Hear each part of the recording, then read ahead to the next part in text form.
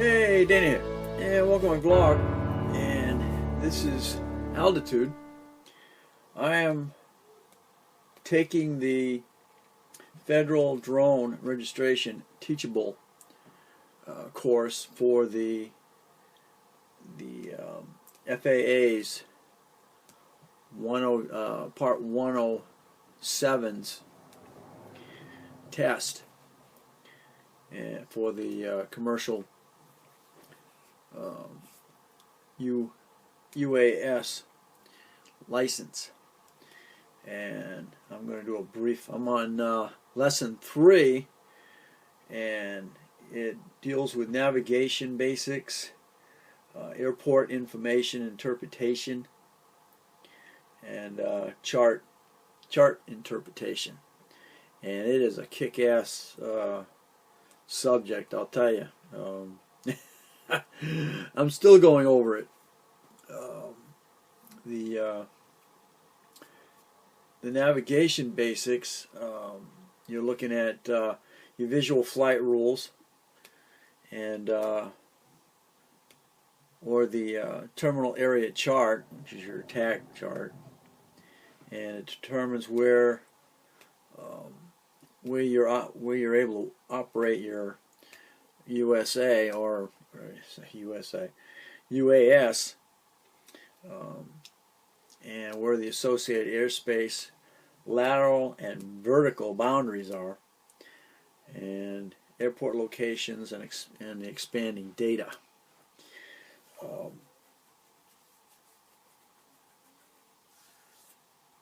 You're always going to be using the FAA's aeronautical charts and user guides for this information. And you'll have the airport, and then it's going to give you your surrounding areas, and you're gonna have an actual guide off to the side of it for that particular area, and it's going to give you where your altitudes are, where your boundaries, of course, of the airport are, and radio communication. Basically, it's everything you need to know about that particular airport. How do you approach the areas, whether it's going to be right or left, flight path. Also within that,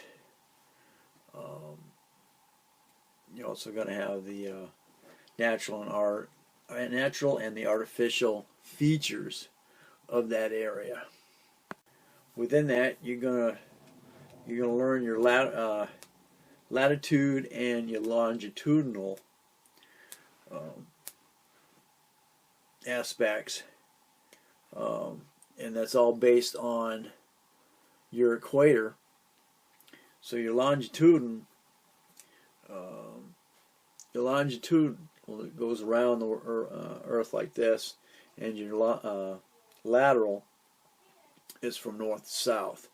So it's from the equator to the North Pole, and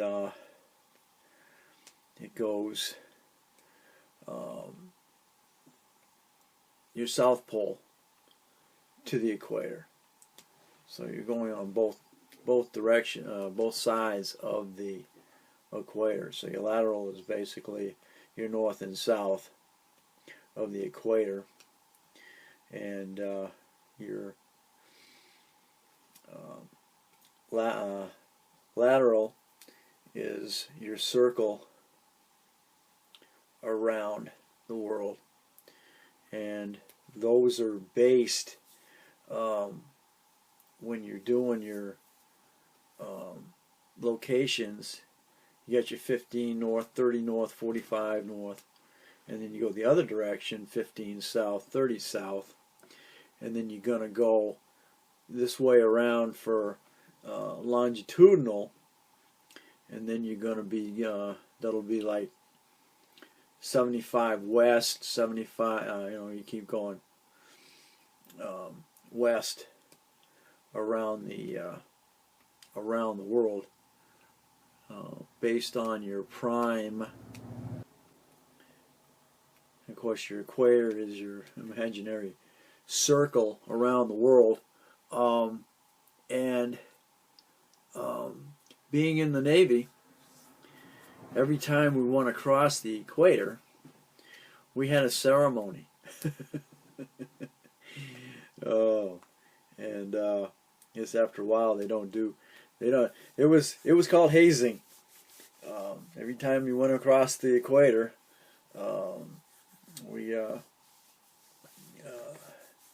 we had a ceremony for those called shellbacks. Once we made it across the equator and then did our ceremony, we're now considered shellbacks. Ah, I remember those days. So when you talk about the equator and crossing the equator, that's what that does. That's what does that to me. Oh yeah, prime meridian, which passes through Greenwich, England, and is used as a zero line for measurements from east to west. And it's also where we get the Greenwich Mean Time, or Zulu. So when you're flying, you're always flying in Zulu time. Latitude and longitude are read in degrees, minutes, and seconds. Your longitude and latitude lines, again, are read in degrees, minutes, and seconds. And when you're looking at the sectional maps, you've got your lines. Your longitude, your latitudes all have small little digits across them, and you're going to have so many degrees. Your longitude around the Earth, you're also going to have little, what are they called? Little divots, and you've got long ones, mediums, and short ones, and they're broken down into degrees, and then your minutes, and then that's how you that's what you're looking at when you're looking at your charts. And like I said, your medium length ticks are 5 minutes, and then your longer ones are 10 minutes. So as you're counting, you're going to find all your small ones are going to be a minutes, and all of a sudden you're going to have a medium long one, and you're going to be at 5. So it makes it easier when you're looking at them. For mediums, there's a 5, and all of a sudden a larger one, there's a 10, so you're in tens. I was going to go, you're going to find your latitude line and your longitude line. You're going to find the closest. Those are going to be the closest to the airport. So then you just do your tick marks, and then you'll figure out that when you add them up, it's going to continue to go in your 10.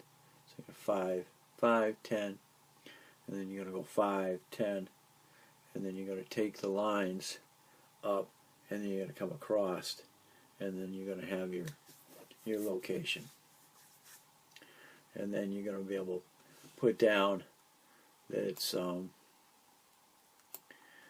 like 37 degrees north, 20 minutes and 10 seconds, by 88 degrees west, 6 minutes and 35 seconds. And that's how they and that's how they determine your flight location to the airport. It can be complicated if you don't wrap your mind around it. So get your lines, and then you're gonna convert them point by 60 by 60, and that's gonna give you your locations. And like I said, it's a kicker. So you gotta study it real well. What else can I bring out of that I learned?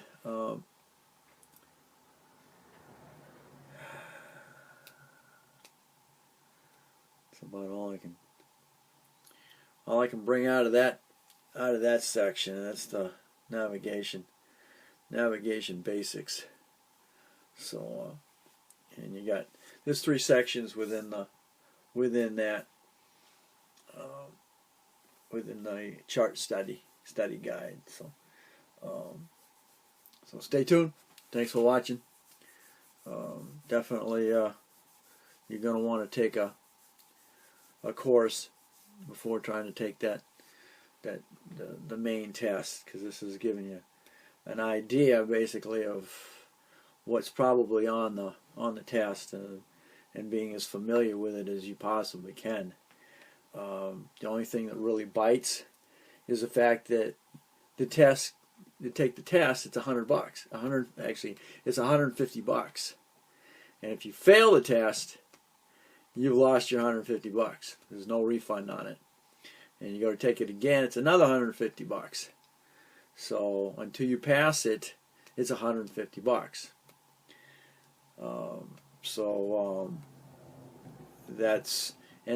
That's under the commercial.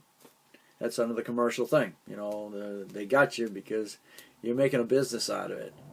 So it is a write-off as far as your business taxes are concerned. But still, it's $150 if you fail.